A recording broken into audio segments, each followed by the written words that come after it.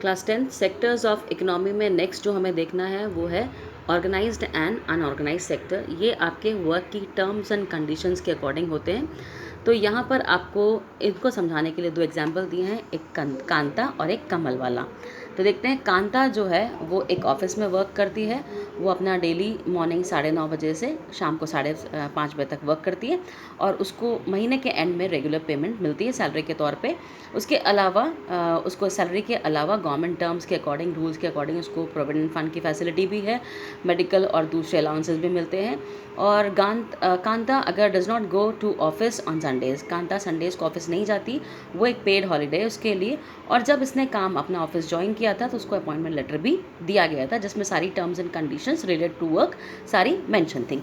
अब इसके अगेंस्ट में कमल जो है वो कांता का नेबर है और वो एक डेली वेज लेबरर के तौर पे नियर बाय ग्रोसरी शॉप, किराने की दुकान पे काम करता है।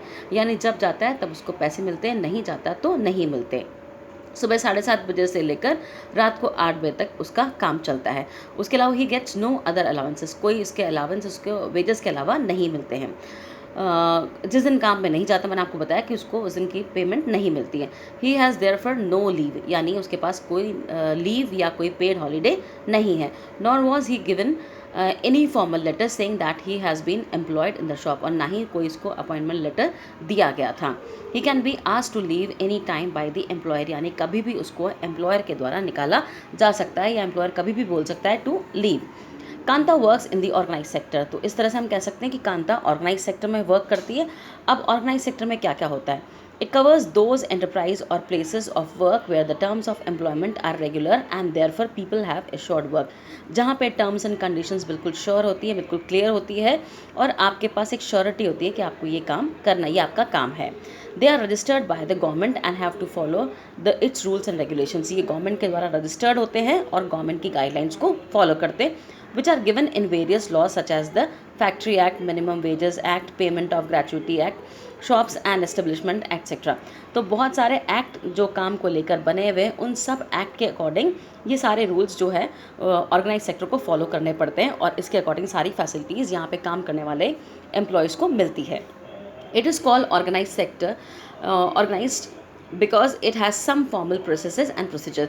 अब क्योंकि ये एक प्रॉपर तरीका फॉलो करती है, कुछ प्रोसेस होता है, प्रोसीजर होता है, इसीलिए इसको ऑर्गेनाइज सेक्टर कहा जाता है। Some of these people may not be employed by any one but may work on their own, but they do have to register themselves with the government and follow the rules and regulations. अब कुछ ऐसे भी हैं जो इस तरह के किसी सेक्टर में वर्क नहीं करते हैं, वो अपने हिसाब से अपना काम करते हैं, लेकिन गवर्नमेंट के द्वारा रजिस्टर्ड किए जाते हैं और रूल्स एंड रेगुलेशन फॉलो करते हैं। Workers in the organise sector enjoy security of employment, इनको एम्प्लॉयमेंट की सिक्योरिटी रहती है, यानी इनको कभी भी बिना बोले, बिना किसी भी तरीके से इनको निकाला नहीं जा सकता। They are expected to work only a fix number of hours, इनके फिक्स्ड वर्किंग आवर्स होते हैं और अगर कभी इनको ओवर टाइम करना पड़े तो इनको एक्स्ट्रा पेमेंट भी मिलती है। देर also get several other benefits, इसके अलावा बहुत सारे दूसरे बेनिफिट्स हैं। अब ये बेनिफिट्स क्या क्या हैं? सबसे पहले दे गेट पेड लीव, जैसे मैंने आपको बोला था संडे है, उसके अलावा और भी लीव्स इनको मिलती हैं, दिवाली, होली, दशहरा हो गया, और भी फेस्टिवल्स, इसके अलावा और भी फैसिलिटीज़ हैं। Then provident fund, gratuity etcetera. They are suppose to get medical benefits, इसके अलावा मेडिकल बेनिफिट्स मिलते हैं। Under the laws the factory manager has to ensure facilities like drinking water and a safe working environment, इसके अलावा साफ़ सुथरा पीने का पानी, अच्छी वर्किंग कंडीशंस होनी चाहिए। When they retire these workers get pension as well, और रिटायरमेंट के बाद पेंशन भी इनको मिलती है। अब कमल का देखते हैं। In contrast works in the unorganised sector, Kamal जो है अनऑर्गेनाइज सेक्टर में वर्क करता है। The unorganised sector is characterised by small and scattered units which are largely outside the control of the government, ये वो सेक्टर है जो कि गवर्नमेंट की कंट्रोल से एंटायरली हम कह सकते हैं बाहर होता है। There are rules and regulations but these are not followed, rules and regulation इनके लिए भी होते हैं लेकिन फॉलो हो या ना हो ये ज़रूरी नहीं है। These jobs here are low paid and often not regular, इसके अलावा तनख्वाहें भी इतनी अच्छी नहीं होती है और रेगुलर हो ये भी ज़रूरी नहीं है। There is no provision for overtime. कभी एक्स्ट्रा वर्क आपसे कराया तो ओवरटाइम का पेमेंट मिलेगा, ये भी नेसेसरी नहीं है। Paid leave, holidays, leave due to sickness etcetera, ये सारी फैसिलिटीज़ भी बहुत रेयर केसेस में देखने को मिलती हैं, वैसे नहीं होती हैं।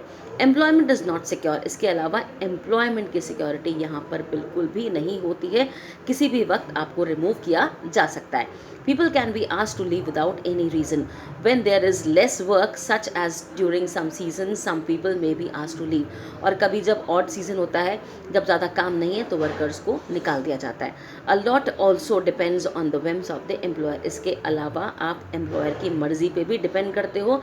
अगर आपके उसकी गुड बुक्स में हो तो आप चलते रहोगे, और कभी आपका कोई लड़ाई झगड़ा, कोई बहस हो गई, कुछ भी हो गया या उसको ज़रूरत नहीं है तो वो आपको इजीली रिमूव कर देगा। This sector includes a large number of people who are employed on their own during small jobs. इसमें बहुत सारे लोग ऐसे भी जो छोटी छोटी काम करते हैं, such as selling on the street और डूइंग रिपेयर वर्क। जैसे रोड पे हम देखते हैं सब्जियां बेच रहे हैं या कोई छोटा मोटा सामान बेच रहे हैं या रिपेयर का वर्क होता है। Similarly farmers work on their own and hire labourers as and when they require. उसी तरह से फार्मर्स भी होते हैं, जब उनको लेबर की ज़रूरत पड़ती है वो हायर कर लेते हैं, और जब ज़रूरत ख़त्म हो जाती है तो उनको रिमूव कर देते हैं।